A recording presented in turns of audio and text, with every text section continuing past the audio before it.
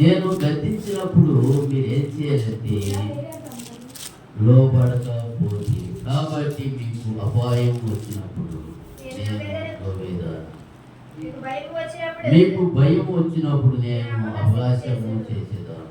భయం మీ మీదకి తుఫాను వచ్చినప్పుడు భయం మీ మీదకి తుఫాన్ లాగా వస్తుంది. ఎట్లా వస్తుందంట? తుఫాను చెప్పి రాదు. తుఫాను ఎవరికి చెప్పి రాదు. అందుకోసమే దేవుని యొక్క వాక్యం మనకి లేఖనాన్ని ఖచ్చితంగా చెప్తుంది. నా మాట విని తిరగండి, నా మాట విని మీరు తిరగండి. అనేక చోట్లకి తిరుగుతున్నారు కానీ, లేకపోతే తనకి ఇష్టమైన మార్గంలో నడుతున్నారు కానీ, దేవుని యొక్క మాటకి గద్దెంపుకి తిరుగుతాడంటే మాత్రం కూడా ఇష్టపడలేదు. కానీ దేవుని యొక్క వాక్యంలో ఏమంటుందంటే, మీరు కనుక నా మాట వింటే కనుక మిమ్మల్ని నేను దీవెత్తాను అని చెప్పి ఏమని చెప్పాడు? మీరు నా మాట వింటే కనుక మీరు దీవించబడతారు. 6వ వచనం, మొదట 2వ అధ్యాయం 6వ వచనం చదువుకుంటారు. ఏమని చెప్పాడు? దేవుని యొక్క వాక్యం అంటుంది, యెహోవా 2వ అధ్యాయం 6వ వచనం అంటున్నాడు, యెహోవా ఆజ్ఞయించి ఉన్నాడు, యెహోవా జ్ఞానించువాడు తెలివి వివేచనై ఆయన నోటి నుండి వస్తున్నై. ఎప్పుడు ఆయన వర్ధన చేస్తాడు అంటే, ఆయన మాట అన్నప్పుడు, ఆయన గద్దించినప్పుడు ఆయన మాటకి లోబడాలి.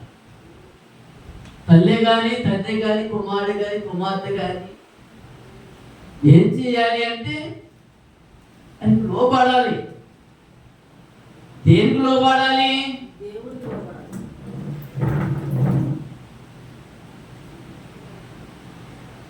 నా మాట మీరు వినండి, నేను మీకోసం దీనివల్ల నా చేతులు సాక్ష్యం చెప్తున్నాను. చేతులు సాసినప్పుడు చట్టి పిల్లడు పరిగెత్తుకొని వెళ్ళి సగ్నెక్కుతాడు. పిల్లడు కూడా అంత జ్ఞానం కూడా మనకి లేదండి. చేతులు సాసినప్పుడు లేకపోతే చేతులు సాపినప్పుడు ఆ చేతుల కిందకి వెళ్తే మేలుకరమైంది. దేనికి మీకు మేలుకరమైంది అంటే, నా గద్దెకి మీరు ఏం చేయాలంటే తిరగండి, లోబడండి. ఎందుకు లోబడాలి? దేని యొక్క వాక్యం అంటే, దావీదు మహారాజు దేవుడికి లోబడతా ఉండేవాడు. ఎందుకు లోబడతా ఉండేవాడు? ఆయన శక్తిని, ఆయన బలాన్ని, లేకపోతే ఆయన ఔశ్వర్యాన్ని చూసిన వాడు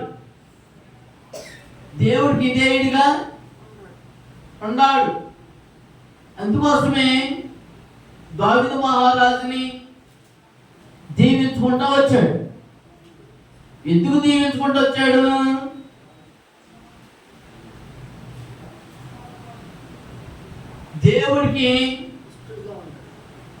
దేవుడికి ఇష్టడుగా ఉన్నాడు. కానీ దేని యొక్క వాక్యం ఏమంటుందంటే, ఎవరైనా జ్ఞానేన సొలొమోను ఎవరు కుమారుడు అంటే దావీదు యొక్క కుమారుడు.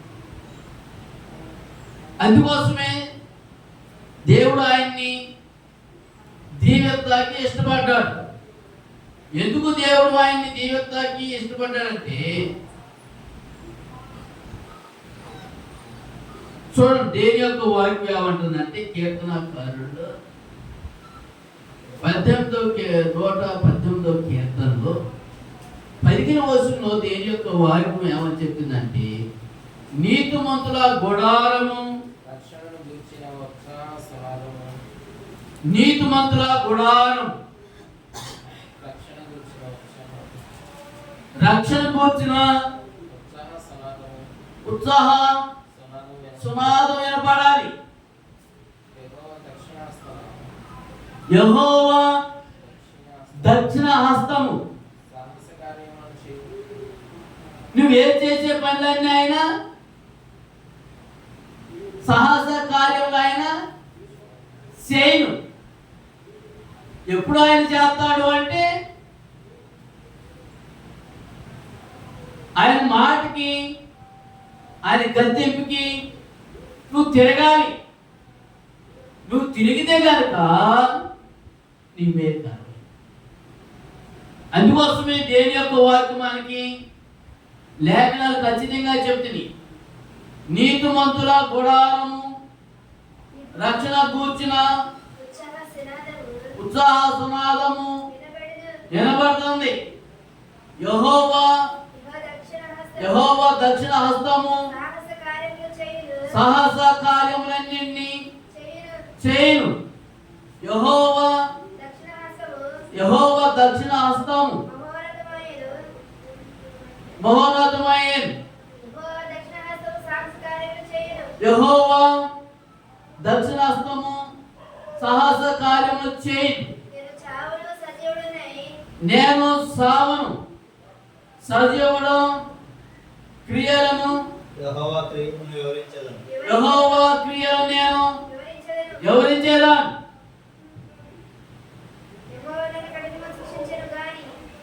అర్థమవుతుందా? దేవుడు నిన్ను సావకోకుండా సజీవంగా కాసి కాపాడుతున్నాడు. ఎందుకు ఆయన కాసి కాపాడుతున్నాడు అంటే ఆయన మాటకి, ఆయన గద్దింపుకి తిరగాలి. రక్షణ కూర్చిన నీతిమంతుల గుడారము, రక్షణ కూర్చిన ఉత్సాహ సునాదంతో వినబడతాం. దేని యొక్క వాక్యం మనకి వినేటప్పుడు, లేకపోతే దేవుడి యొక్క గద్దింపుకి తిరిగితే కనుక, దేని యొక్క మాటను వాడికిస్తే కనుక దేవుడు నిన్ను దీవెత్తాడు, దేవుడు నిన్ను ఆశీర్వదిస్తాడు. అందుకోసమే తండ్రి అయిన దేవుని యొక్క వాక్యం ఏమంటుందంటే, ఎక్కడ కూడా వెళితే ఏమవుతుందంటే నీకు ఆశీర్వాదం రాక నీ శాపాలే మిగిలిపోదు. అర్థమైందా? దేవుడి మాటకి గద్దించినప్పుడు తిరిగితే కనుక ఎటువంటి యాదేశాన్ని దేవుడు దాన్ని బాగు. పరకశాలైన నయమాను ఆయన గద్దింపుకి తిరగకోకుండా పరిపరమంటా వెళ్ళిపోతున్నాడు. మా ఊర్లో నదులు లేవా? ఆ పాస్టర్ గారు వచ్చి నా కుష్టి వ్యాధి మీద ఉండి ఆ చేసి ప్రార్థన చేస్తే నా కుష్టి వ్యాధి తగ్గేది కాదా? తగ్గెత్తాకి బతికెత్తాకి సంపడానికి నా దగ్గర ఏమీ లేదు. దైవ సేవకుడు చెప్పిన మాట నువ్వు విను అని చెప్పేబట్టి వాళ్ళు ఒక బంటుడు లేకపోతే ఒక యజమానుడు, వాళ్ళు ఒక పనివాడు చెప్పేబట్టి ఆయన మాటకి లోబడి నదిలో మునిగాడు. ఏమైంది? నదిలో మునిగితే ఆయనకి ఎలాంటి, చూడండి దేని యొక్క వాక్యం పసిపిల్లల గ్రహంలాగా ఆయనకి ఎప్పుడు ఆయన సువాను అంతకేత మీద కొమ్ముతో ఉండేది. ఎంత కొమ్ము కట్టేదంటే కుష్టి వ్యాధి వచ్చిన వాళ్ళు తెలుసు, లేకపోతే వ్యాధి వచ్చిన వాళ్ళు తెలుసు, లేకపోతే బాధ వచ్చిన వాళ్ళు తెలుసు. అందుకోసమే దేని యొక్క వాక్యంలో మనకి లేఖనాలు చెప్తా ఉంటే 2వ రాజుల గ్రంథం చూడండి 5వ అధ్యాయం దేని యొక్క వాక్యం ఏమంటుందంటే, అదంతా మన చరిత్రలో అవసరం లేదు, కానీ దేవుని యొక్క వాక్యం మనకి నయమాను తిరిగి వెళ్ళిపోయేటప్పుడు అయ్యా ఎలీషా చెప్పిన మాట ప్రకారం ఆయనకి తిరిగి వెళితే కనుక ఆయనకి ఏమేది వ్యాధి బాగుపడేదంటే బాగుపడేది కాదు. ఎందుకని బాగుపడేది కాదు అంటే చూడండి, దేవుని యొక్క వాక్యం ఏమంటుందంటే 5వ అధ్యాయం 10వ వచనం ఏమంటానంటే ఎలీషా, నీవు యోర్దానుకు పోయి 7 మార్లు స్నానము చేయుము. ఏంది? ఎలీషా అన్నాడు, నువ్వు యోర్దాను నదికి పోయి 7 మార్లు స్నానం చేయి. నీ ఒళ్ళు మరలా బాగైన శుద్ధుడవగు అని అర్థమవుతుందా? దేవుడి మాటకి, దేవుడి గద్దెంపుకి నువ్వు తిరిగితే కనుక నీ సంపూర్ణమైన ఆరోగ్యం వస్తుంది. నీ సంపూర్ణమైన శక్తి వస్తుంది. నువ్వు తిరగకుండా అలాగే వెళ్ళిపోయావు అనుకో, నీ కుష్టి వ్యాధి అలాగే నిలిపోయాడు. అండ్ నువ్వు వాసన కంపు కొట్టేవాడిగా లేకపోతే కంపు కొట్టావుగా అలాగే మిగిలిపోయాడు. నీ కుష్టి వ్యాధి అందరికీ అందించింది. అర్థమైందా? ఆ కుష్టి వ్యాధి పోవాలంటే దేవుడి మాటకి నువ్వేం చేయాలి? లోపల ఆయన గద్దెంపుకి నువ్వు తిరగాలి. తిరిగితే కనుక ఇది తిరుగుకోబట్టి ఏం చేసినంటే బరబారు అంట వెళ్ళిపోతుంటే చూడు, దేవుని యొక్క వాక్యం ఏమంటుంది? 5వ అధ్యాయం 5వ వచనం ఏమన్నారంటే ఆ పత్రికలో ఉన్న సంగతి ఏదనగా, నా సేవకుడైన నయమానుకు కలిగే కుష్ఠరోగమును బాగు చేయమని ఈ పత్రికలో అది చేత నీకు పంపించాను. ఏమని చెప్తున్నాడు ఇక్కడ? 5వ అధ్యాయం 5వ వచనంలో దేవుని యొక్క వాక్యం ఏమంటుందంటే ఆ పత్రికకి పంపగా ఉన్న సంగతి ఏదనగా, ఆ సంగతి ఏదనగా నా సేవకుడైన నయమానుకు కలిగే కుష్ఠరోగము నా సేవకుడు కలిగిన నయమానికి కుష్టి వ్యాధి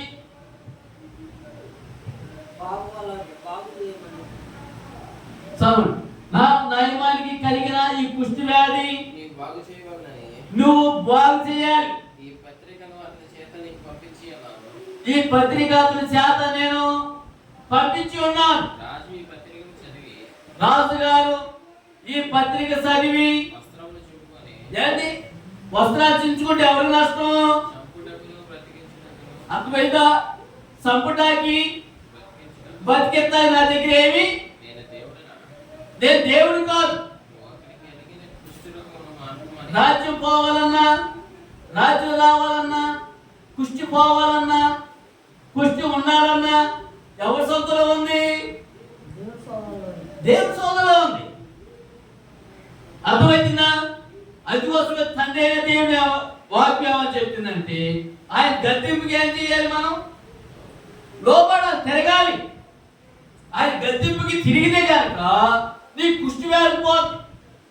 నీ ఒంట్లో ఉన్న రోగాలన్నీ, శాపాలన్నీ పోతాయి. ఎప్పుడు పోతాయి? దేవుని యొక్క వాక్యం ఏమంటుందంటే ఆ పత్రిక చదివినప్పుడు నేను చంపటానికి బతికెట్టాకి దేవుడనా? నేను దేవుడు కాదు. ఒకరికి కలిగిన కుష్ఠరోగమును ఒకరు కలిగిన కుష్టి వ్యాధి మాన్పుమని మార్పు తాకి నా ఎద్దకు ఇతను పంపడం ఏమి? నా దగ్గరికి పంపడం ఏమి? నాతో కంపినకు కారణము ఏమండి? కలహాలకి, పోట్లాడికి కారణమైంది. అతడు ఎట్లా ఎదుగుచున్నాడో మీరు ఆలోచించి ఒక్కసారి ఆయన ఎట్లా అడుగుతున్నాడో ఒకసారి మీరు ఆలోచించండి. ఇశ్రాయేలు రాజు తన వస్త్రములు చింపుకొనిన సంగతి ఆయన వస్త్రాలు చించుకున్న సంగతి, దైవజనుడైన ఎలీషాకు వినబడుతున్నప్పుడు ఆ వస్త్రాలు చించుకుంటే దైవజనుడైన ఎలీషాకి ఆ వస్త్రాలు చించుకున్నది వినపడినట్టు. వినపడేపటికి దేవుని యొక్క వాక్యం అంటుంది, నీ వస్త్రములను ఎందుకు చింపుకొంటివి? నీ వస్త్రాలు నువ్వు ఎందుకు చించుకున్నావు? ఇశ్రాయేలులో ప్రవక్త ఒకడు ఉన్నాడని ఇశ్రాయేలులో ఒక ప్రవక్త ఉన్నాడని అతనికి తెలియబడినట్లు అతనికి తెలిసినట్లుగా అతని నా ఎద్దకు రానిమ్ము అతను నా దగ్గర రాని అని రాజునకు వర్తమానం చేశాను. ఆ రాజుగారికి వర్తమానం పంపినప్పుడు నయమాను గుణాలతోను రథాలతోను వచ్చి ఎలీషా ఇంటి ద్వారం ముందర నిలిచి ఉండగా అర్థమైందా? ఎలీషా ఇంటి ద్వారం ముందు నిలిచి ఉన్నాడు. ఎలీషా నువ్వు వెళ్ళి ఎలీషా నీవు యార్దానికి పోయి నువ్వు ఎంత నదికి పోయా? 7 మార్లు స్నానం చేయము. నువ్వు నా దగ్గర రావాల్సిన అవసరం లేదు. నువ్వు ఎంత నదికి పోయి 7 మార్లు స్నానం చేయి. నీ ఒళ్ళు మరలా బాగే నీ ఒళ్ళు మళ్ళా పోగైపోద్ది. నువ్వు శుద్ధుడు అవుదువని నువ్వు బాగా శుద్ధుడు కమ్ముతావు అని అతనితో చెప్పినప్పుడు అతనితో చెప్పినప్పుడు ఒక దూతను పంపెను. ఒక దూతను పంపి అందుకు నయమాను కోపం అందుకు నయమాను కోపం తెచ్చుకొని తెచ్చుకొని తిరిగిపోయి ఎవరి నష్టం తిరిగిపోతే ఎవరి నష్టమా? నాకంట చెరు మీద అడిగిన అండ్ చెరు మీద అడిగితే చెరుకే నష్టం అంటారా? ఎక్కడి నుంచో కూడా ఆ నదిలోకి ఎటో దిక్కు నుంచి వాటర్ వస్తానే ఉంటాయి. ఏదో పక్క నుంచి వాటర్ వస్తానే ఉంటాయి అట్లా నదికి లేకపోతే చెరువుకి. మొహం మీద కొట్టే బట్టి నా మొహం మీద కొడతావా అని గట్టి మీద కూర్చున్నాను. గట్టి మీద కూర్చున్న కొందిగా ఎవరు నష్టం? నీ నీళ్ళు నేను తాగుతానా అని ఏం చేశాను. అలాగే నయమను కూడా మీ యొక్క నదులు నేను మునుగుతానా? మునుగుపోతే అలాగే ఉండదు నీ కుష్టి వ్యాధి. ఏమండి? నీ కుష్టి వ్యాధి అలాగే నిలిచిపోయాడు. ఎందుకు నిలిచిపోయాడు? నీ సాక్ష్యం అందరూ చెప్పాలి. ఏమని చెప్పాలి? దేవుడు బాగు చేశాడు. నన్ను నా కుష్టి వ్యాధి బాగు చేశాడు అని చెప్పాలి. నా కుష్టి వ్యాధి తగ్గిపోయిందని దేవుడు చెప్పాలి. నా రోగం తగ్గిపోయిందని ప్రభువు చెప్పాలి. అప్పుడు చెప్తే దేవుడి నామానికి మహిమ కలుగుతారు. అప్పుడు నీకు సంపూర్ణ ఆరోగ్యం దేవుడు దాన్ని అనుగ్రహిస్తాడు. అందుకోసమే తండ్రి దేవుని యొక్క వాక్యం ఏమని చెప్తుందంటే, చూడండి దేవుని యొక్క వాక్యంలో మనకి లేఖనాలు చెప్తా వాటిని. ఎందుకు లేఖనాలు అలా చెప్తున్నాయి అంటే, చూడండి రాజుల గ్రంథంలో 11వ వచనంలో ఏమని చెప్తుందంటే, 5వ అధ్యాయం 11వ వచనంలో కూడా ఒక మాట రాయబడింది. నయమాను కోపం తెచ్చుకొని తిరిగిపోయి ఎట్లనే అతడు నా దగ్గరికి కనుక వచ్చి నిలిచి తన దేవుడైన యెహోవా నామమును బట్టి తన చెయ్యి రోగం మీద ఉన్న స్థలం మీద రోగం మీద కుష్టి వ్యాధి మీద ఉన్న స్థలం మీద తాడెత్తా ఉండాలంటే తాడెత్తా ఉండాలి. ఆ కుష్టి వ్యాధి మార్పులని నేను అనుకుంటుంది. దమస్కు నది ఉంది, అబనయి ఉంది, ఫర్పా ఉంది. ఇశ్రాయేలు దేశంలో నదుల కంటే ఇది శ్రేష్టమైన నదులు కావా? ఆటలో స్నానం చేసి నేను శుద్ధిని కమలైనా కోపం తెచ్చుకుంటే కోపం మహాపాపం. కోపమాను ఎసరు పడక కీడు చేసి వాడు నిర్మూలన ఎవరో తగ్గట్టుకోవడం చేశారు. పెరుగుదల ఉండదు, ఆశీర్వాదం ఉండదు. ఉంటే ఎన్నో నదులు ఉంటాయి, కానీ నీ కుష్టి వ్యాధి మట్టికి తగ్గనే తగ్గదు అని చెప్తా. అంతకేదో మునగలేదు ఆయన. మునిగితే ఎందుకు చెప్తాడు? బరపా లేదా? ఏం లేదండి,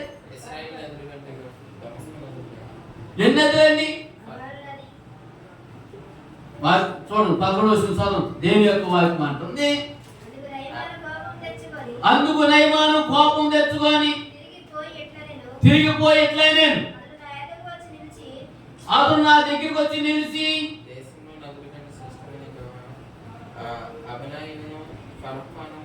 అబనయను ఫర్పాను ఇశ్రాయేలు దేశం నదుల కంటే ఎన్ని శ్రేష్టమైన నదులు కావా? వాటిలో స్నానం చేసి శుద్ధిని కాలేనా? ఎంతకింద చేయొచ్చు? ఒక సెల చెప్పిందా? సజీవుడైన దేవుడన ఈ కుష్టి వ్యాధి మానడానికి సమర్థ కలిగిన చిత్తమంతుడు ఒక ఆయన ఉన్నాడు. నీ కుష్టి వ్యాధి పోవాలంటే, నీ రోగం తగ్గాలంటే, నీ వ్యాధి పోవాలంటే తండ్రి దేవుని దగ్గరికి వస్తేనే అందుకోసమే దేవుని యొక్క వాక్యం అంటుందంటే అయితే అతని దాసుల్లో ఒకడు వచ్చి నాయనా ఆ ప్రవక్త ఏదైనా నాకు గొప్ప కార్యము చేయమని అర్థమవుతుందా? ఆ దైవ సేవకుడు లేదా పాస్టర్ గారు వచ్చి ఏదైనా గొప్ప కార్యం లేదా ఎలిసి గారు వచ్చి ఏదైనా గొప్ప కార్యము చేయమని నిన్ను అడిగితే కనుక నువ్వు చేయకుండా ఉంటావా? అయితే స్నానం చేసి శుద్ధులు కమ్మని మాట దానికంటే మేలు కదా. అర్థమైందండి? చెప్పుడు మాటలు ఎక్కువంటారండి బాబు. దైవ సేవకుడు చెప్పిన మాట అయితే ఏం లేదు. అలా ఒక మనిషి చెప్పే బట్టి విన్నాడు. చెడపడ్డ మనుషులేనంట, శారీరక మనుషులేనా? ఎవరు జ్ఞానవంతులు తను నీళ్ళు కట్టుతాను, జ్ఞాన ముగ్గురు కావాలంటే తన చేతులతో వాడు పెట్టేసి ఈ చెడిపోయిన మాట ఎక్కువ వింటామండి బాబు. అర్థమైనా ఆలో ఒక మనిషి చెప్పే బట్టి అయ్యగా చెప్పిన మాటే తినం, పక్కన చెప్పిన మాటే చక్కగా ఓ నాటిపోతాయి అంట, ఓ లోతు నాటిపోతాయి అంట. కలిపినది మొక్క బాగా పెరుగుతాయి. గురు మొక్కలు ఓగు పెరిగితే అంట. యుగ సంవత్సరం అప్పుడు వచ్చేసి దేవుడు ఏం చేస్తాడు? కొడలు పట్టుకొని గురి గింజల్ని గోధుమ గింజల్ని కలిసే మొదలెత్తారంట. ఈ చెడిపోయిన గింజ కూడా మొలతా పడతారు బాబు. గురి గింజ వలిసింది, గోధుమ గింజ వలిసింది. ఎత్రాన్ని ఇచ్చింది ఎవరు? సాధారణ దుష్టుడు. అయ్యా నువ్వు నీ ఎత్రం మంచి ఎత్రం ఇచ్చావా, చెడిపోయిన ఎత్రం ఇచ్చావా? ఏ ఎత్రం ఇచ్చావు? చాలా శ్రేష్టమైన ఎత్తులు ఇచ్చానయ్యా. అందరం కోడలు చూపుకి ఎత్తున్నారు ఇచ్చుకుంటున్నాడు. ఈ ఎత్తులు మంచి ఎత్తులు పక్కన పడేసేసేస్తాం. ఈ చెడిపోయిన ఎత్తులు లేక నాటపడిపోయాయి ఉంటాయి. ఈ చెడిపోయిన మాటలే మనిషికి నాటపడిపోయి హృదయం దాన్ని నాటపడిపోయి ఉంటాయి. అందుకోసం తండ్రి దేవుని యొక్క వాక్యం అంటుందంటే అయ్యా ఒక మాట విని యోర్దాను నదిలో పోయి 7 మార్లు మనగరాదు అన్నాడు. అతను పోయి దైవజనుడు చెప్పినట్లుగా యోర్దాను నదిలో 7 మార్లు మనగరా. అతని దేహము పసిపిల్లడు దేహం. చంద్రబాబు నాయుడు కూడా జైలు గ్రామ అబ్బాయి వచ్చి బైబుల్ చదివాడు తెలుసా మీకు?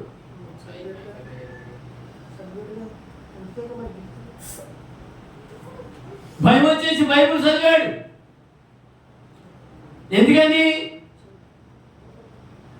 భయం వచ్చేసి ప్రాణ భయం వచ్చేసి ఏడ్చుకుంటే బైబుల్ చదివాడు. ఒక కన్నీరు పట్టు ప్రభు కోసం ఏడుతుంది అన్నాడు కూడా అర్థం కానే. అందుకోసమే నయమాను కూడా ఏడ్చేపటికి యోర్దాను నదిలోకి వెళ్ళి 7 సార్లు మునిగేపటికి ఆయన దేహము పసిపిల్లడు దేహం లాగా అయినా. ఎలా అయింది? పసిపిల్లడు దేహం లాగా అయినా. ఈ దేవుడు తప్ప మరొక దేవుడు లేడు అని ప్రత్యేకించి అట్లాగా ఎందుకు ఆయన గద్దెంపుకి లోబడి తిరిగితే కనుక మీకేం కలిగింది? ఆరోగ్యమే.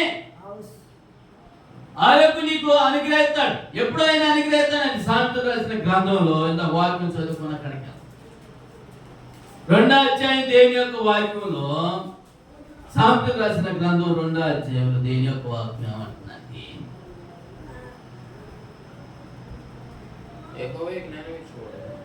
యెహోవాయే మీకు జ్ఞానం ఇచ్చేవాడు. ఏమండి? ఈయనకి లేదు మట్టి బుర్ర. ఎవరికి? నయమానికి లేదు మట్టి బుర్రని.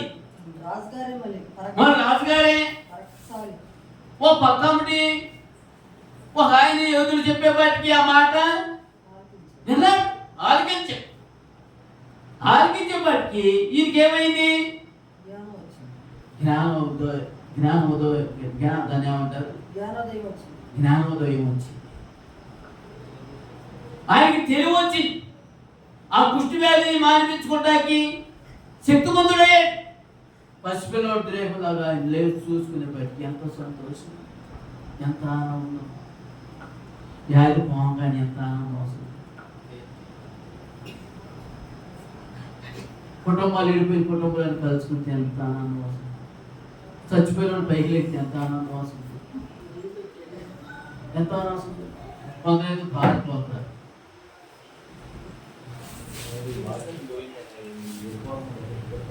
అందుకోసమే తండ్రి అయిన దేవుని యొక్క వాక్యం ఏమంటుందంటే, ప్రభు అయిన యెహోవా చెప్తాడు దేవుడి మాట, యెహోవా ఈ మాట సెలవిస్తున్నాడు. ఎందుకు ఆయన ఇలాగ సెలవిస్తున్నాడంటే, తెలివియు వివేచనయు ఆయన నోట నుండి మీకు వస్తుంది. యథార్థవంతుల్ని దేవుడు ఆయన వర్ధిల్ల చేస్తాడు. ఏ మార్గం? మంచి మార్గం నడుచుకున్న వారికి ఆయన కేడంగా నీకు దారుగా ఉంటాడు. దారు అంటే నీకు కత్తిలాగా ఉంటాడు, ఆయన నీకు కేడంగా ఉంటాడు. ఎప్పుడు ఆయన కేడంగా డాలుగా ఉన్నాడు? దేని యొక్క మాట విన్నప్పుడు, దేని యొక్క లోబడినప్పుడు ఆయన కేడంగాను డాలుగాను దావీదు మహారాజుకి అనుగ్రహించాడు. అందుకోసమే నీతిమంతుల సుగర్ణ ఇంత వాక్యం చదువుతాం.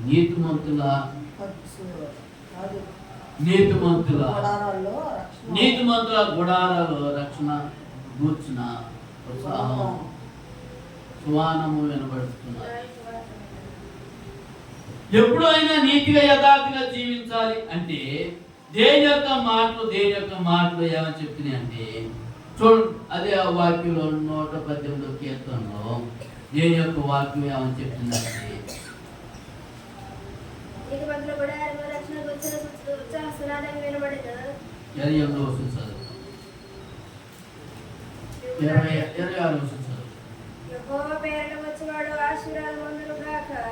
దేని యొక్క పేరట వచ్చే వారందరూ ఆశీర్వాదం పొందుతారు. ఎప్పుడు ఆశీర్వాదం పొందుతారు?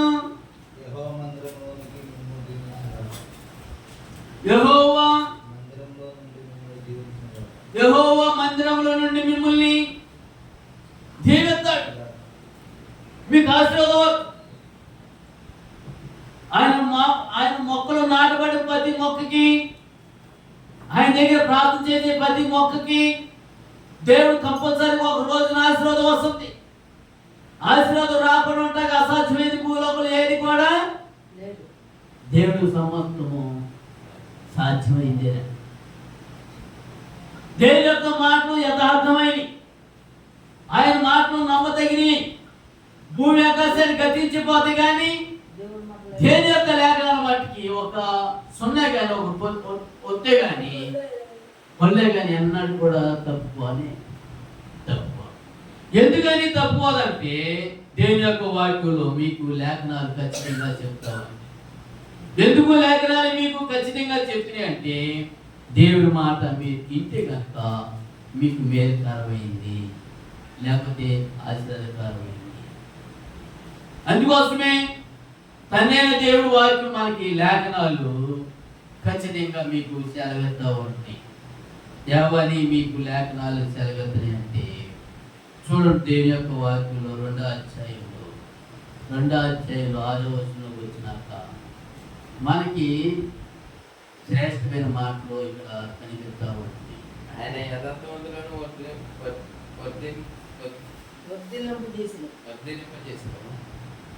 యథార్థవంతులు దేవుడు ఎప్పుడు కూడా వర్ధిల్ల చేస్తా ఉంటాడు. యుక్త మార్గం తప్పగా నడుచుకున్న వారికి ఆయన కేడంగా ఉన్నాడు. నాయన్ని అన్నాడు కూడా తప్పుకోగా, నాయన్ని యథార్థాన్ని అన్నాడు కూడా మీరు విడిచిపెట్టి పోకండి. నాయమే అన్యాయం ఒక రోజున తీర్పిస్తుంది. మోసం మాటలు చెప్పావా పనికి రాకుండా పోతావు. నువ్వు ఎక్కడ కాకుండా గాలి కొట్టిన తుఫాను లాగా వచ్చిన తుఫాను ఎలాగ వస్తుందో, ఎక్కడి నుంచి వస్తుందో, ఎక్కడ కొట్టుకుపోతావు కూడా తెలియని సుడిగాల్లాగా కొట్టుకెళ్ళిపోతావు. నీ మోసం మాటలు అన్నాడు కూడా నిలవండి. ఎందుకని నిలవ అని దేని యొక్క వాక్యం ఏమంటుందంటే, తండ్రి దేవుడు అక్కడ ఎముకలకు మీకు స్వస్థత 3వ అధ్యాయంలో కూడా దేవుని యొక్క వాక్యం చెప్తారు. 3వ అధ్యాయంలో నీ ప్రవర్తన ఎందు ఆయన అధికారానికి ఒప్పుకోవాలి. ఎవరి అధికారానికి? నీ ప్రవర్తన అంతటి యందు ఆయన అధికారానికి ఒప్పుకోవాలి. నీ ప్రవర్తన చాలా జాగ్రత్తగా చూసుకోవాలండి.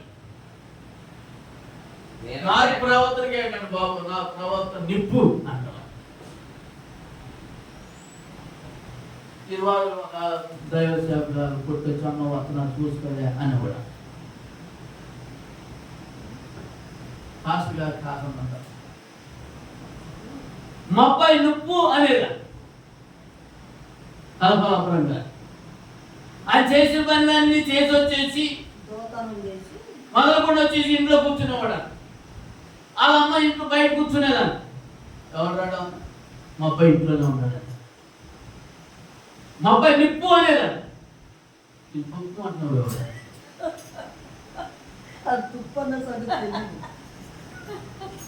తుప్పల సంగతి తల్లికేం తెలుసు? చెడుమారి కంపెనీ వాడు పోటాడు వచ్చాడని తల్లికేం తెలుసు? నిప్పు అనేదంట. ఈయన వెళ్ళి పోట్లాడి కొట్టి వచ్చేసి సంగతి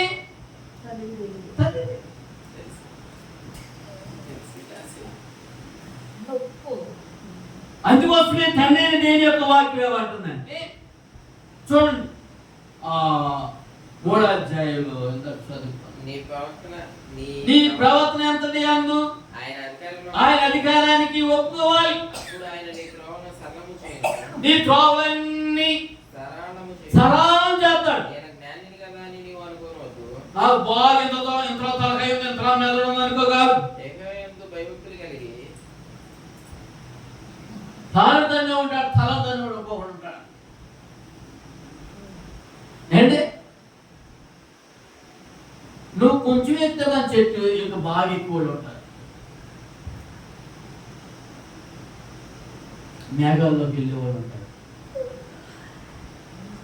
ఎవరో పర్వతానికి వెళ్ళేవాడు. చంద్రమండలంలోకి నిద్రపోయిన తర్వాత ఇల్లు ఉంటారు.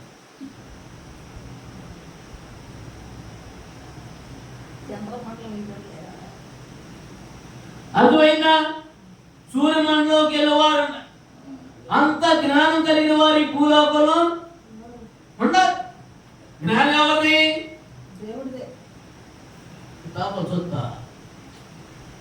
జ్ఞానం ఎవరిదండి? దేవుడిది.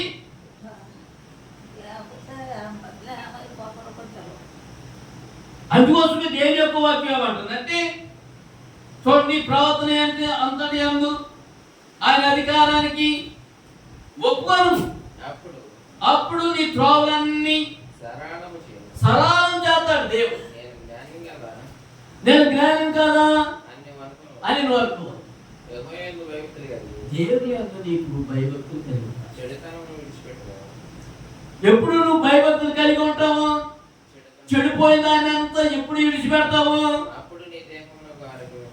ఏమొస్తుంది? నీ దేహానికి ఆరోగ్యం వస్తుందండి. నీ ఎముకలకి బాగా శక్తి వస్తుంది.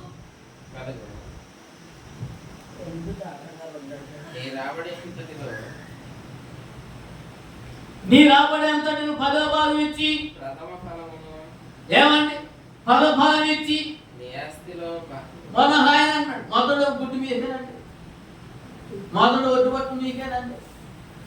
ఆయన ఇచ్చేది వచ్చేది అన్ని మాట్లాడుతున్నాడు. అన్ని నీకేనండి బాబు. ఇచ్చేది తక్కువ, పొగడేది ఎక్కువ. ఎవరెత్తున్నారని నేను ఆ రోజు మహాభక్తులు ఇచ్చేవారు. జ్ఞానేశ్వరులు సొలొమోనుకి బంగారాన్ని, సాంబ్రాన్ని, మోలను, ఎండి వజ్రాలు తీసుకొచ్చి దేవాలయం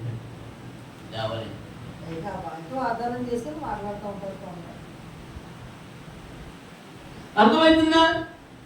అందుకోసం తండ్రి దేవుని యొక్క వాక్యం అంటుంది చూడండి అదో ఫలం ఇచ్చి నేను జ్ఞానిని కదా అని నీవు అనుకొనవద్దు. నేను జ్ఞానం కదా అని నువ్వు అనుకోనవద్దు. యెహోవాయందు భయభక్తులు కలిగి చెడుతనాన్ని విడిచిపెట్టుము. చెడుతనాన్ని విడిచిపెట్టు. అప్పుడు నీ దేవుని ఆరోగ్యమును నీ ఎముకల సత్తువై కలుగును. నీ రాబడేందులో ప్రథమ ఫలమును నీ ఆస్తుల భాగం ఇచ్చి యెహోవాను గనపరచుము. ఇది కూడా చూపిస్తారు అంటే ఆయన అన్నాడు మేము 10 సెంట్లు అనుకున్నాం, ఒక సెంట్లు ఇక్కడ, ఒక సెంట్లు మీకు అన్నాడు. కాబట్టి ఇచ్చేవాళ్ళు ఉన్నారండి అసలుకి అట్లా ఇద్దరు కొందరు ఇచ్చేవాళ్ళు ఉన్నారు.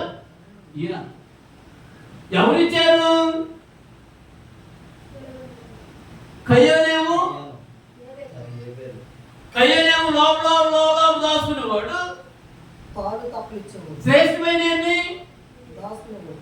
లేబుల్ ఇచ్చేవాడు, కయ్యనే ఇచ్చేవాడు, తాను తప్పులు ఇచ్చేవాడు. దేవుడికి ఇస్తే దేవుడు నిన్ను దిగుతాడు. దేవుడికి ఇవ్వమనుకో నీ మిగిలేయండి తాను తప్పులే నీ మొహానికి. ఎవరైనా ఎవరికైనా తాను తప్పులే మిగులుతామండి.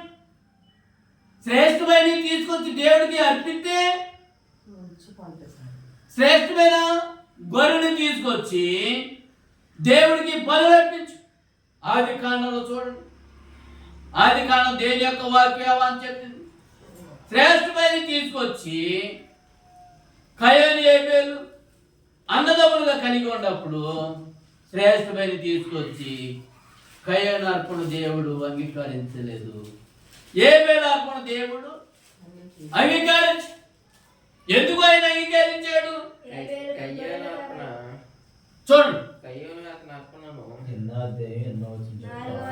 4వ అధ్యాయం 5వ 5వ వచనంలో దేవుని యొక్క వాక్యం అంటుంది, కయ్యోను కయ్యను అతని అర్పణను ఆయన లక్ష్య పెట్టలేదు. కయ్యను అతని అర్పణ దేవుడు లక్ష్య పెట్టలేదు.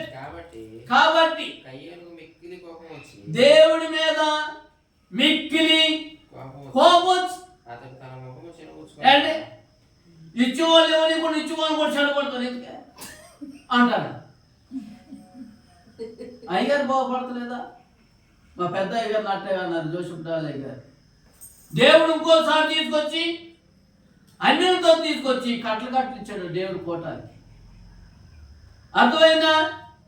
ఓ ద్వారం ముత్తే దేవుడు ఇంకో 7 ద్వారాలు తెస్తాడు. నువ్వు కాకపోతే నీకు తాదనంటూ అని తీసుకొచ్చి దేవుడు ఆయన పైన సరిగించుకుంటాడు. దేవుడి పని ఎన్నాడు కూడా అశ్రద్ధ చేయడు. అందుకోసమే దేవుని యొక్క వాక్యం ఏమంటుందంటే చూడ, దేవుని యొక్క వాక్యం కయ్యను అర్పణ దేవుడు అంగీకరించలేదు, మొహము చిన్నపుచ్చుకోలేదు. యెహోవా కయ్యను నీకు కోపం ఎట్టొచ్చిందయ్యా? ఏంటి తప్పు చేసిన మహా అహంకారులండి బాబు. తప్పు చేస్తానంటాం, ఏం చేస్తాం? బొగ్గుదానంట. మళ్ళీ ఎంత కోపం వచ్చి అంత కోపం ఏంటమ్మా కొంచెం తీసుకొచ్చి అంటే అడుగుతారా? ఓ హాయ్ అంటే అడిగాడు, రేటు కూడా ఒక హాయ్ అంటాడు, తీసుకో ఈ బియ్యం వద్దు నువ్వు వద్దా. దేవుడు లేరు అనుకున్నా ఏంటి? దేవుడు పేరు అనుకున్నావా ఏంటి? తీసుకో కొంచెం గిద్దుడు తీసుకొచ్చి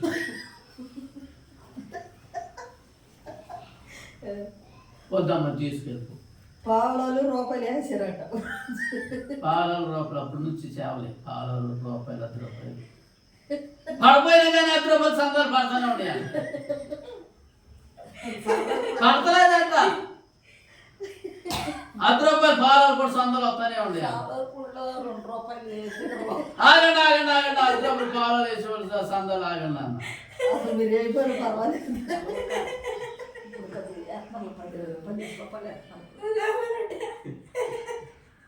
అర్థమైందా? దేవుడు అడిగిన వాడా అది మీరే ఎవరు వేయొద్దు అని చెప్పాడు. తీసుకొస్తే గుప్పుడు బియ్యం మొదటి బియ్యం తీసుకొచ్చి ఎత్తే ఇవ్వండి, లేకపోతే నాకు బియ్యం కూడా వేయొద్దు అన్నాడు. ఇప్పుడు మూలుగుతుంది బత్తాలు దేవుడు తీసుకొచ్చి బత్తాలు ఒడ్డు బత్తాలు బియ్యం బత్తాలు తీసుకొచ్చి దేవుడు ఎత్తానే ఉంటాడు. తేవతలే ముందులో అందుకోసం దేవుని యొక్క వాక్యం అంటుందంటే తండ్రి అయిన దేవుడు మీకు లేఖనాలు ఖచ్చితంగా చెప్తావాడు. ఎందుకని చెప్తున్నాయి అంటే చూడండి, దేవుని యొక్క వాక్యం అంటుంది కయ్యానార్పణము యెహోవా లక్ష్య పెట్టలేదు. ఏబేలు కాబట్టి మిక్కులు కయ్యానికి కోపం వచ్చి అతని ముఖాన్ని చిన్నపుచ్చుకొనగా దశభాగంతో చక్కగా ఏడ్చేసి లెక్క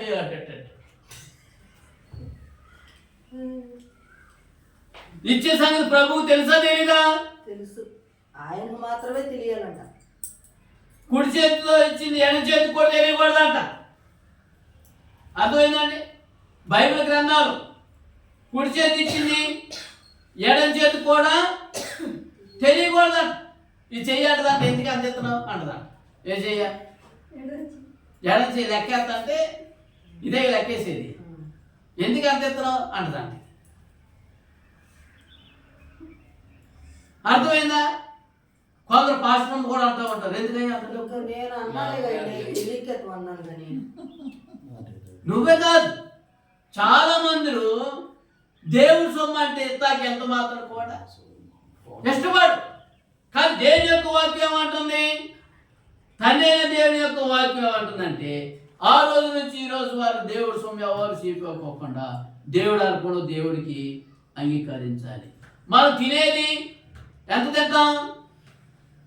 రూపాయి తింటాం. రూపాయి తింటాం.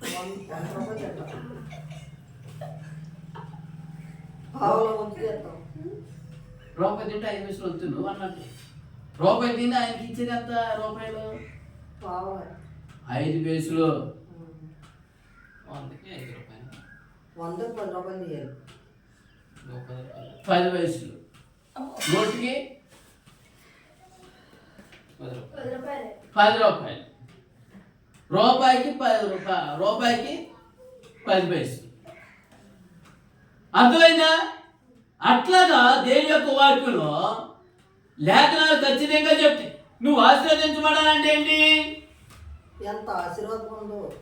నీ వ్యాధి తగ్గాలంటే, నీ రోగం తగ్గాలంటే, సంపూర్ణ ఆరోగ్యానికి దేవుడు అనుగ్రహించాలంటే ప్రభు పాదాల దగ్గరికి తీసుకొచ్చి నీ అర్పణలు దేవుడికి అర్పించాలి. అర్పితే కనుక ఏబేలు కుటుంబంలో పుట్టిన వాడే ప్రార్థన మందిరం కట్టాడు. ఏబేలు వంశస్థులు ఉండేవాడే ప్రార్థన మందిరాన్ని తయారు చేసి అనుగ్రహించాడు. అర్థమైందా? ఏబేలు తర్వాత కుమారుడు కన్నిన తర్వాత ఆ కుమారుడు పుట్టిన తర్వాత మరి ఆయన కొడుకు పుట్టిన తర్వాత మందిరాన్ని కట్టడానికి ఇష్టపడ్డాడు. అర్థమైందా? అందుకోసమే దేవుని యొక్క వాక్యం ఏమంటుందంటే చూడండి, దేవుని యొక్క వాక్యం కిందకు వచ్చినాక వాక్యం చదువుకోండి. ప్రభు అన్నాడు, తండ్రి దేవుని యొక్క వాక్యం మనకి లేఖనాలు చదివేస్తామంటే ముగించుకుంది. చూడండి, దేవుని యొక్క వాక్యం అంటుంది ఏబేలు కోపం వచ్చాను.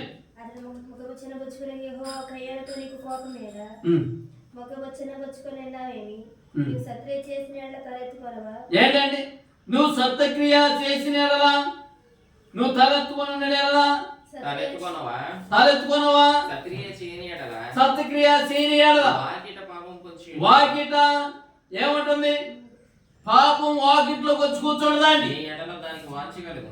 నీ పాపం నేను తరువు పట్టుకుంటుందండి. నువ్వు తరువు నీ పాపము ఎక్కడికి తప్పుకున్నా కానీ నీ పాపం నీ తరువు పట్టుకొని నేను ఎంటాడదని పడతాడు. దేనికి ఖైదాలు కట్టేది? నువ్వు సాపడు బతుకుంటాయి, నువ్వు సజీవంగా ఉంటాయి, నీ సంపూర్ణ ఆరోగ్యం ఉంటాయి, సంపూర్ణ బలం ఎత్తాయి. గొడ్డకు మింగినట్టు మింగతో కాదు. దేవుడికి ఇస్తే దేవుడు నీకు ఇస్తాడు. దేవుడికి పోతే దేవుడు నీకు అన్నాడు కూడా గొడవ. ఎక్కడి నుంచైనా దేవుడు నీకు కూర్చొని ఎడితే కనుక దేవుడు నీకు ఆకాశం నుంచి పట్టదాలు దేవుడు నీకు కొమ్మెత్తాడు. అందుకోసమే దేవుని యొక్క వాక్యం ఏమంటుందండి, నీ కోపం ఎలా? పాపము వాకిట్లో నీకు నిలిచిపోయి ఉండదు. నీ పాపం ఏం చేసింది? వాకిట్లో నిలిచిపోయి ఉండదు అన్నమాట. కాబట్టి కయను మిక్కిలి కోపపడేది, దానికి వాంఛ కలుగును, దాన్ని ఏలుదు అని చెప్పాను. కయను తన తమ్ముడు ఏబేలు పొలంలో ఉన్నప్పుడు తమ్ముడైనా కయను అతని తమ్ముడి మీద పడి అతన్ని చంపాను. కయోని అడగగా నేను ఎరగనే నా తమ్ముడికి నేను కావలి వాడినా, నేను నీ కావలి వాడినా, చూసావా ఒక్కింట్లో ఇద్దరు అన్నదమ్ములు, నా తమ్ముడికి నేను కావలి వాడినా అని చెప్పి నాకు అంటుంది. దేవుని యొక్క వాక్యం అంటుంది, నువ్వు చేసిన పని ఏమిటి? నీ తమ్ముడి యొక్క రక్తము స్వరము నేల నుండి నాకు మొరపెడుతుంది, రక్తము మొరపెడుతుంది. మూలుగులు మొరపెడతా ఉండే ఇశ్రాయేలు ప్రజలు మూలుగులు మొరపెట్టి, అయ్యో నీ బానిసత్వం చేయలేను, అన్యాయంగా నన్ను అక్రంగా ఈ పని ఎక్కువ చేపెత్తా. కయ్యను కూడా ప్రభుని లేకపోతే యెహోవా దేవుని అర్పణని అంగీకరించుకోకుండా, దేవుడు ప్రజల్ని పూజ తాగి అంగీకరించుకోకుండా, దేవుడు అర్పణని ఇవ్వకుండా కయ్యను ఏబేలును చంపేసేసాడు. నా తమ్ముడు వారిని నేను కావలి వాడినా అని చెప్తే, ఆ రక్తము నేల నుండి దేవుడికి మొరపెడతాం, నేనే అన్యాయం చేశాను ఏమని చూడండి. దేవుని యొక్క వాక్యం అక్కడికి భూమి మీద అప్పుడైనా చేసిన పని నీ తమ్ముని రక్తం యొక్క స్వరం నేల నుండి నాకు మొరపెడుచున్నది. నేల నుండి రక్తము మొరపెడతా ఉంటదండి. అర్థమైందా?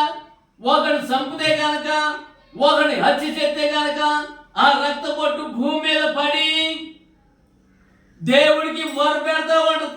నేనే అన్యాయం చేశాను, నేనే అక్రమం చేశానని దేవుడికి మొరపెడతా ఉంటది. ఆ మొరను బట్టి నీకు తీర్పు దేవుడు ఖచ్చితంగా తీర్తాడు.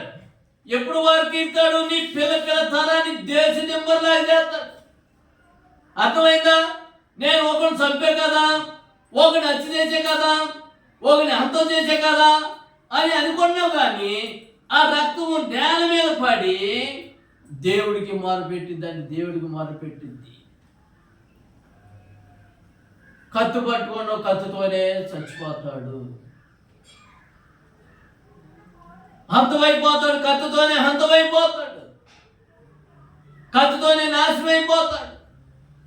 కత్తి పట్టుకున్న వాడు కాలంలో కలిసిపోయాడు, కాపాడకుండా కత్తితోనే మరణం అయిపోయాడు.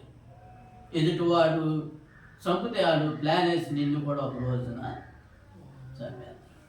అందుకోసమే దేవుని యొక్క వాక్యం ఏమంటుందంటే, తండ్రి అయిన దేవుడు వాక్యం దేవుడికి లోపడితే కదా. కయ్యోను దేవుని యొక్క అర్పణ దూరం చేసాడు. ఏబేలు దేవుని యొక్క అర్పణని లక్ష్య పెట్టాడు కాబట్టి దేవుడు ఆయన్ని దీవించాడు. అందుకోసమే సామెతలు రాసిన గ్రంథం దేవుని యొక్క వాక్యం ఏమని చెప్తుందంటే,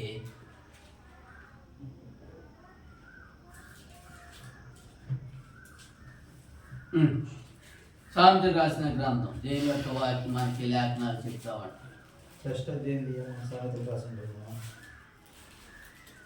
మూడో అధ్యాయం చదువుకోండి.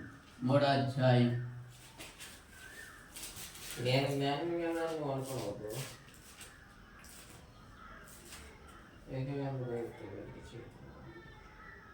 అప్పుడు నీ కోటలలో ధాన్యము సమృద్ధి. 10వ వచనం. అప్పుడు నీ కొట్లలో ధాన్యము సమృద్ధిగా ఉన్నప్పుడు నీ గానులో నుండి కొత్త ద్రాక్షరసము ఏం చేస్తుందంటే, కొత్త ద్రాక్షరసం పొర్లి పాతా. నా కుమారుడా యెహోవా శిక్షను తృణీకరించవద్దు, ఆయన గద్దింపుకోవద్దు. తండ్రి తనకి ఇష్టమైన కుమారుని గద్దించిన రీతిగా యెహోవా తాను ప్రేమించిన వారందరినీ గర్వించను. గద్దెత్తాడు. దేవుడు చూసివా నాకు ఏ శిక్ష చేశాడు? దేవుడిని మేలుకోవాలి. ఒక ఆయన ఒక రైలు ఎక్కుదామని ఎక్కాడు ఫాస్ట్ అని అతను ఎవరి కాళ్ళు ఆయన ఎక్కడికి కూడా తోసేసారా? ఎవరి కాళ్ళు ఎక్కడికి పోకుండా తోసేసారా? పోతే పోయింది సరే వెనక అయ్యో నేను చాలా ఫాస్ట్గా వెళ్ళి వాక్యానికి టైం అయిపోతుంది, మిస్ అయిపోతున్నాను అనుకునే అప్పుడు వెనకాల బండి ఎక్కితే ఈ రైలు కలిసి ఈయన ఎక్కే రైలు కలిసి యాక్సిడెంట్ అయ్యి ప్రభు అందుకే నన్ను తప్పించవా. అయ్యా అయ్యగారు ఎక్కిన రైలు యాక్సిడెంటా లేకపోతే పోస్ట్ ఎక్కిన ఆయన ఫస్ట్ ఎక్కకుండా దిగిపోలేదు యాక్సిడెంట్. ఫస్ట్ ఎక్కే రైలు అయితే చచ్చిపోయేవాడు, కాళ్ళు చేతులు ఇరిగాయి. దేవుడు తప్పించాడు. ఆ రైలు ఎక్కోకుండా దేవుడు వెనకాల వచ్చే రైలు ఎక్కితే దేవుడికి ఎంతో కృతజ్ఞత శుద్ధి చేసి ఏడుస్తా ఉన్నాడు. ఎందుకని నిన్ను కాపాడతా. కానీ దేవుని యొక్క వాక్యం ఏమంటుందంటే నీ పొట్టులో కొత్త ద్రాక్షారసం ఆయన శిక్షను గద్దించుకోవాలి. దేవుడు నాకు అన్యాయం చేశాడని నువ్వు అన్నాడు కూడా అనుకోవద్దు. అందుకోసమే దేని యొక్క వాక్యం ఏమందంటే 16 వస్తుంది చదువు. దాన్ని కుడి చేతిలో దీర్ఘాయు, దాని ఎడమ చేతిలో ఏమన్నాయి? ఘనఘనతలు ఉన్నాయి. దాని మార్గమును రమ్య మార్గం, దాని త్రోవలన్నీ క్షేమకరములు, దాన్ని ఆరంభించి వారందరికీ జీవవృక్షము. దాన్ని పట్టుకోరు, అందరూ పట్టుకోరు, కొందరే పట్టుకుంటారు. ధన్యమో ఎంతో ధన్యము యేసయ్యను కలిగే నా జీవితం. వారి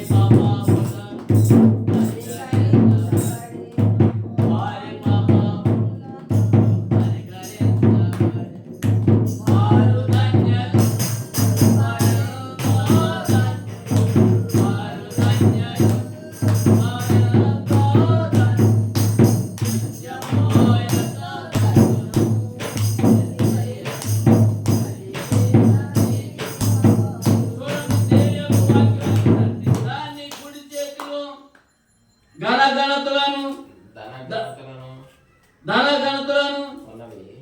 దాని ఎడమ చేతిలో ధనఘనతలను ఉన్నాయి. దాని మార్గము రమ్య మార్గము, దాని త్రోవలన్నీ క్షేమకరములు, దాన్ని ఆలంబించు వారికి జీవవృక్షము. దాన్ని పట్టుకున్న వారందరూ ధన్యులు. దేన్ని పట్టుకోవాలి? జీవని వాక్యాన్ని పట్టుకోవాలి. దేవుని పట్టుకుంటే దేవుడు మనల్ని దీవెత్తాడు, దేవుడు మనల్ని ఆశీర్వదిస్తాడు, దేవుడు మనల్ని ధన్యురాలుగా చేస్తాడు. అప్పుడు దేవుడు మనల్ని ఏ వ్యాధి ఏ రోగం రాకుండా కయ్యను అర్పణ దేవుడు అంగీకరించకుండా దూరం చేసాడు. ఏ బలార్పణ దేవుడు అంగీకరించాడు. కయ్యను అర్పణ ఎందుకు అంగీకరించలేదు? కాలు తప్పలు తీసుకొచ్చాడు. పనికిరాని గింజలు తీసుకొచ్చి తూర్పు పోతుంటే దూరం వెళ్ళిన గింజలు తీసుకొచ్చి అవి మిక్సింగ్ చేసి వేస్తారంట. కల్తీ మిక్సింగ్ చేస్తారంట. కల్తీ నూనె 3 రకాలైన నూనె తయారవుతుంది.